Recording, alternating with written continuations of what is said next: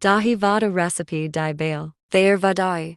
Prugu vada. Ingredients. Urad dal split black gram 1 cup. Cooked rice a half cup. Baking powder a quarter teaspoon. Cumin powder 1 cumin powder. Edible oil for frying. Yogurt for 100 gm. Sugar 1 teaspoon. For garnishing, coriander leaves a half teaspoon. Tamarind pulp 1 teaspoon. Chaat masala a half teaspoon. Procedure. Tasted recipes. Soak lentils overnight. Drain water. And mix cooked rice to it. Grind them in a grinder to make thick batter. Add salt and baking powder. And keep for 2 hours. Can add water if needed. Heat oil in a pan. Put small dumplings of mixture and fry until light golden. Take the dumpling and directly put them into a bowl of cold water to make them fluffy. Blend yogurt with sugar and salt. Squeeze the extra water from the dumplings vadas and set them in a serving plate. Pour the blended yogurt over it. Garnish it with cumin powder,